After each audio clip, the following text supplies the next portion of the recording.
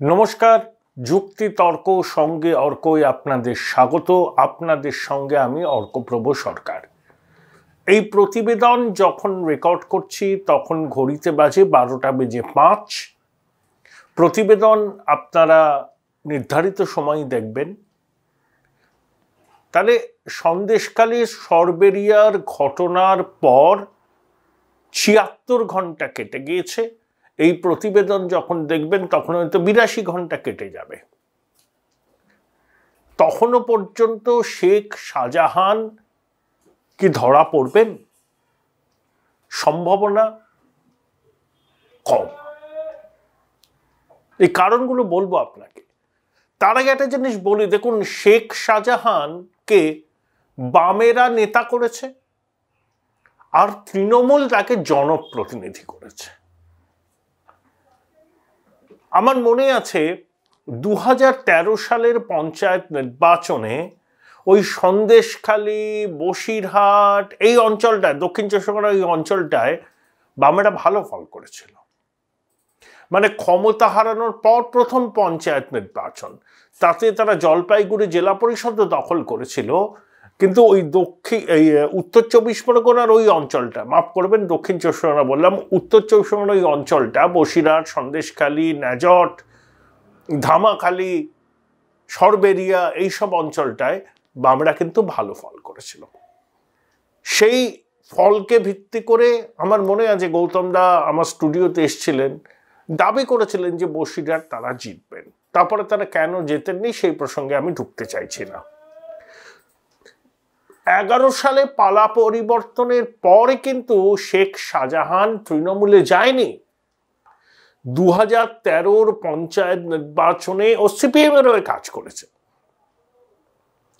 কিন্তু তারপর সে আর চাপটা ঠেকাতে পারেনি। মামলা মকদ্দমায় জড়িয়ে জর্জরিত হয়ে গেছিল, অনুগামীরা পাশ থেকে সরে যাচ্ছিল।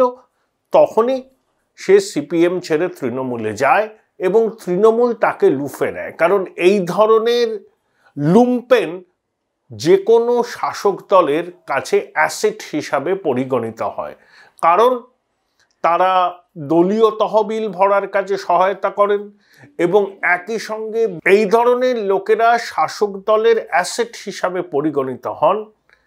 তারা একদিকে যেমন শাসক দলের দলীয় তহবিল স্ফীত করার কাজে ব্যবহৃত হন, অন্যদিকে ভোটের দিন তাদের বাহিনীর শাসক দলের হয়ে জয়টাকে সুনিশ্চিত করে। বিচ্ছিন্ন বদ্বীপের মতো এই সমস্ত আঞ্চলিক মনসবদাররা থাকেন, তারা স্ট্রং ম্যান, রবিনহুড এইসব খেতাবে ভূষিত হন। তারা যে টাকা লুট করেন তার একটা অংশ গরিবদের মধ্যে বিলন, কারুর শরীর খারাপ হলে পাশে দাঁড়ান, কারুর পয়সার অভাবে কারুর মেয়ের বিয়ে আটকালে তার পাশে গিয়ে দাঁড়ান। সেই জন্য এলাকায় এক শ্রেণীর মানুষের মধ্যে তাদের চুম্বস্পর্শী জনপ্রিয়তা থাকে এবং এই জনপ্রিয়তাকে পুঁজি করে এই ধরনের মাস্তানরা নিজেদের আইনের ঊর্ধ্বে ভাবেন, সব ধরাছোঁয়ার বাইরে ভাবেন এবং অবশ্যই শাসক দলের শীর্ষ স্তরের সবুজ সংকেত থাকায় পুলিশ প্রশাসন এদের ঘাঁটাতে সহায়তা করে না। ওই সমস্ত অঞ্চলে আইনের শাসন চলে না, চলে শাসকের আইন, শাসকের আইন। এটাই হচ্ছে এই ধরনের শেখ শাহজাহান ধরনের চরিত্রের বৈশিষ্ট্য। তাহলে কি এই শেখ শাহজাহান পশ্চিমবঙ্গে মাত্র একটাই আছে? ভুলেও এটা ভাববেন না। এরকম শাহজাহান, আলমগীর, আওরঙ্গজেব, মুদাস্সার, এসব প্রচুর লোক আছে, শঙ্কর আড্ড আছে। এরা এক একজন আঞ্চলিক মনসবদার, শাসক দলের বড় নেতাদের আশ্রয়ে প্রশ্রয়ে এরা ফুলে ফেঁপে উঠেছে, আঙুল ফুলে কলা গাছ হয়েছে। শেখ শাহজাহান একটা জিনিসে ভুল করে ফেলেছেন, আসলে বেসিক্যালি অশিক্ষিত। আবার অশিক্ষিত বা বলবো কি করে, আমার নিজেরই সেলফ কন্ট্রাডিকশন। শেখ শাহজাহান নাকি নির্ভুল বাংলা ইংরেজি লিখতে পারে এবং যেসব পোস্টার ওখানে ছাপা হয় তার বয়ান শেখ শাহজাহান নাকি নিজেই চূড়ান্ত করেন। কিন্তু হয়তো বেশি দূর স্কুল কলেজে পড়াশোনা করেনি, এটা নাকি আমি শুনেছি যে নির্ভুল বাংলা ইংরেজি লিখতে পারেন। ইংরেজি হয়তো অতটা স্বচ্ছন্দে বলতে পারেন না, কিন্তু লিখতে পারেন, ব্যাকরণ সম্মত ইংরেজি লিখতে পারেন। হতে পারে শিখেছেন, কোনো অসুবিধা নেই। কিন্তু প্রশ্ন হলো ভুল করে ফেলেছেন। কারণ যে কথাটা শোনা যাচ্ছে, বিভিন্ন সংবাদপত্রেও বেরিয়েছে, নতুন কিছু নয়, সেদিনকে শেখ শাহজাহানের বাড়িতে বিপুল পরিমাণে নগদ মজুদ ছিল এবং শেষ মুহূর্তে শেখ শাহজাহান খবর পেয়েছেন যে ইডি অভিযান করবে, তাই নগদ সরানোর সুযোগ তিনি পাননি। নগদ সরানোর সুযোগ পেলে ইডির আধিকারিক, সিআরপিএফ এর জওয়ানদের হামলার মুখে পড়তে হতো না। হয়তো 1 ঘন্টা আগে শেখ শাহজাহান খবর পেয়েছেন যে ইডির আধিকারিকরা সিআরপিএফ এর জওয়ানদের নিয়ে তার বাড়িতে ওয়েট করতে আসছে। 1 ঘন্টার মধ্যে আপনি 50-60 কোটি টাকা সরাবেন কোথায়? তা তো খালের জলে ফেলে দিতে হয়। যদিও ওইসব অঞ্চলের নোনা জলে সোনা আছে, কিন্তু পয়সা, টাকা পয়সা, নোট, কাঁচা টাকা বস্তায় করে জলে ফেলে দিলে সেই নোটের তো আর কোনো কার্যকারিতা থাকে না। তখন উপায়ান্তর না দেখে শেখ শাহজাহান তার অনুগামীদের নির্দেশ দেন যে যে কোনো মূল্যে ইডি এবং কেন্দ্রীয় বাহিনীকে রুখতে হবে। তার ফলশ্রুতিতে এই ঘটনা। যদি ওই যে বারবার করে বলছেন দেখুন কেন খবর দিয়ে আসেনি, খবর দিয়ে আসলে ওই নগদ টাকা কি উদ্ধার করা সম্ভব হতো? সরিয়ে ফেলতো। সেই টাকাটা সরাতে পারেনি বলেই শেখ শাহজাহান তার অনুগামীদের দিয়ে ইডি এবং কেন্দ্রীয় বাহিনীর উপর হামলা চালিয়েছে। এখন প্রশ্ন হলো সেই টাকাটা কোথায়? টাকাটা সরিয়ে ফেলা হয়েছে, নিশ্চয়ই কোনো সুরক্ষিত জায়গায় টাকাটা আছে। দেখুন, এই শেখ শাহজাহান, এই শঙ্কর আড্ড, এই বাকিবুর, এরা রেশন দুর্নীতির বড় এজেন্ট। একে শেখ শাহজাহানের বাড়ি যেখানে, সেখান থেকে বাংলাদেশের বর্ডার কতটা, দুর্গম দুর্গম দ্বীপ আছে, নদীপথে বাংলাদেশ চলে যাওয়া যায়, সমস্ত সীমানা সুরক্ষিত নয়। তাহলে সেখানে টাকা থাকলে পরে সেই টাকাগুলোকে সাইফন করা যায়, পাচার করা যায়, পাচার করে হাওয়ালার মাধ্যমে মধ্যপ্রাচ্যে পাঠানো যায়, যেমন শঙ্কর আড্ড করেছে। আরে শঙ্কর আড্ড তো নিজের দলের এক কাউন্সিলরের খুনে তার নাম জড়িয়েছিল, কিন্তু প্রবল চাপে সেই মৃত কাউন্সিলরের পরিবারের লোকজন শঙ্কর আড্ডের নামে লিখিত অভিযোগ করেননি। তারা তো খুশি, এগুলো রত্ন এবং criminal. Join Indian Institute of Hotel Management now. Right choice, right decision. তাহলে শাহজাহান, শঙ্কর আড্ড, বাকিবুর, আরো কত আওরঙ্গজেব, আলমগীর মালমগীর সব আছে, কে জানে আছে। এরা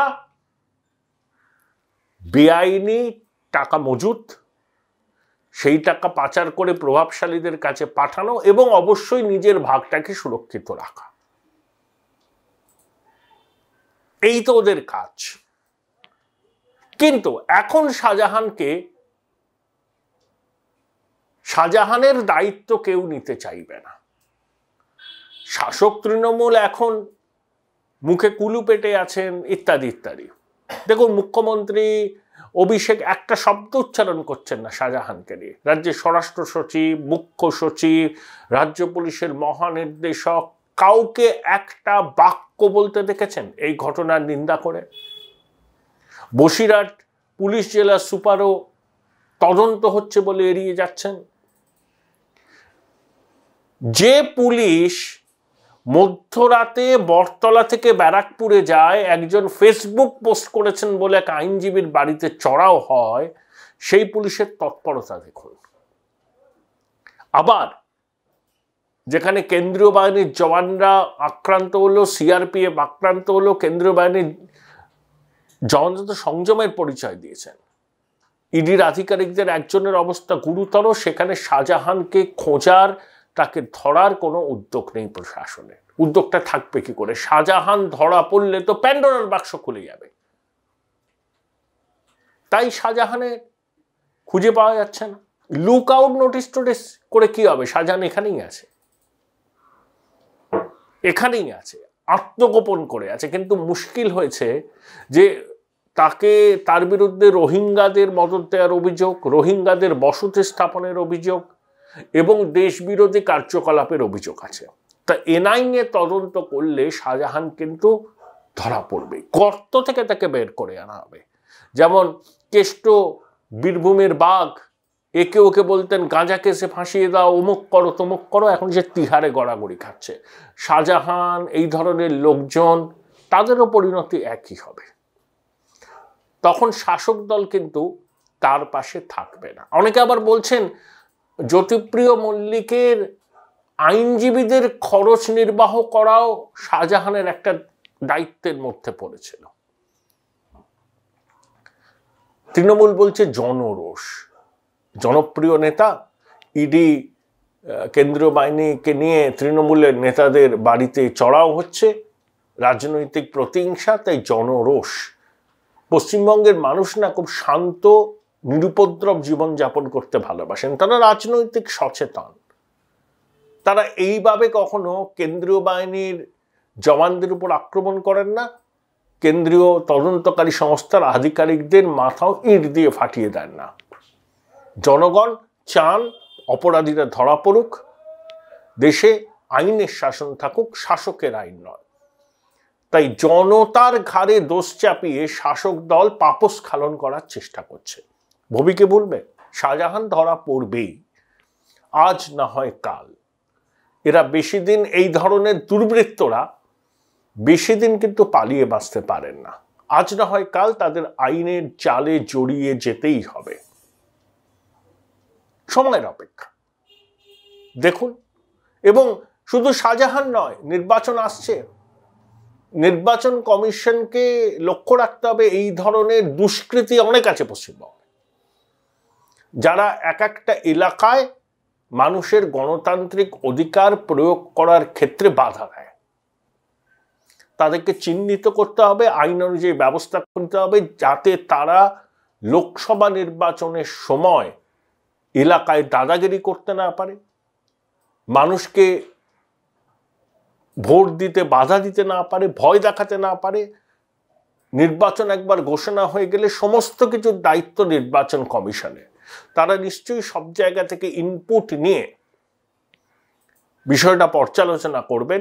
এই শাহজাহান ৭০,০০০-এর মধ্যে নাকি ৬৪,০০০ ভোট পেয়ে জিতেছে। তাহলে গণতান্ত্রিক পদ্ধতি? এ তো সেই কি যেন কোন থেকে আরামবাগ না ওই জায়গা থেকে জিততেন অনিল বোস, ৬ লক্ষ না ৫ লক্ষ ভোটে রেকর্ড করেছিলেন। এইরকম ভোট হয়। কি ভোট হতো আরামবাগে আপনারা জানেন। বিরোধীরা দাঁত পড়াতে পারত না আরামবাগ, গোঘাট, খানাকুল এইসব অঞ্চলে। ঠিক সন্দেশখালী, হিঙ্গলগঞ্জ এইসব জায়গাতে ভোট এভাবেই হয়, অন্তত স্থানীয় স্তরে। মানুষের ক্ষোভ বিক্ষোভ থাকলে এই দুষ্কৃতীদের ভয়ে মুখ খুলতে পারেন না। তা নির্বাচন কমিশনকে ব্যবস্থা নিতে হবে যাতে এই সব দুষ্কৃতী যেন এলাকায় না থাকে, তাদের স্থান যেন হয় জেলের ভিতরে। তাহলে মানুষ নিশ্চিন্তে ভয়হীন পরিবেশে গণতান্ত্রিক অধিকার প্রয়োগ করতে পারবে। কলকাতা হাইকোর্টের মাননীয় বিচারপতি অভিজিৎ গঙ্গোপাধ্যায় কিন্তু ঠিক কথাই বলেছেন। তিনি একটু আবেগপ্রবণ মানুষ। যে রাজ্যপাল কি করছেন, কেন তিনি বলছেন না আইন শৃঙ্খলা ভেঙে পড়েছে?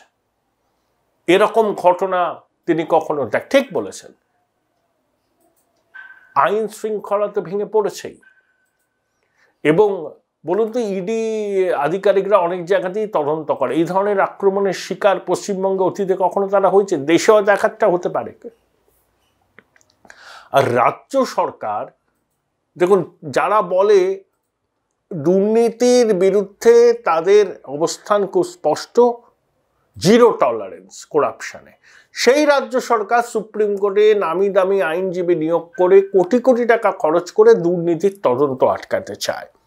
তো মাননীয় বিচারপতি অভিজিৎ গঙ্গোপাধ্যায় এই প্রশ্নটাই রেখেছেন যে দুর্নীতির তদন্ত বন্ধ করতে রাজ্য সরকারের এত আগ্রহ কেন?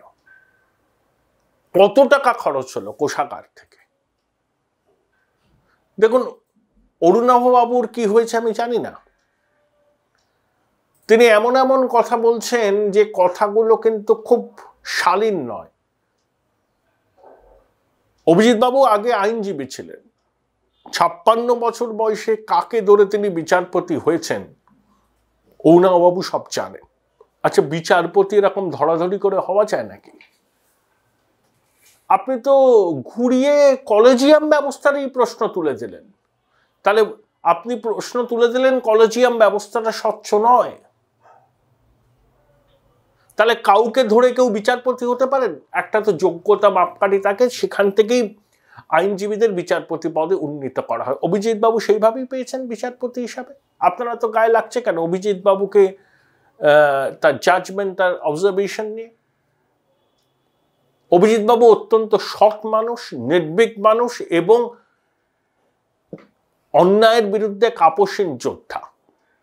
তাকে রিডিকিউল করে আপনি কি ইন্দ্রিয় সুখ পান?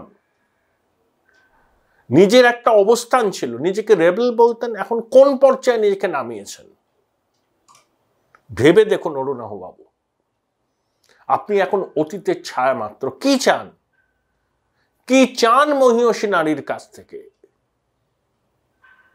যদি কিছু চান মুখ ফুটে বলুন। রাজ্যসভার পদ, দমদম থেকে লোকসভায় প্রার্থী হতে চান? কি চান স্পষ্ট করে বলুন।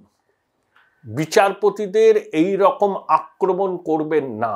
আপনাদের উপর বঙ্গবাসীর ভরসা নেই, কিন্তু justice Ganguly, justice Sinha, justice Mantha, প্রধান বিচারপতি justice Debangshu Basak, justice Joymalya Bagchi, justice Joy Sengupta, এদের প্রতি বঙ্গবাসীর আস্থা আছে। সব জায়গায় যখন বন্ধ হয়ে যায় তখন বিচার বিভাগের দরজাই আমাদের জন্য খোলা থাকে।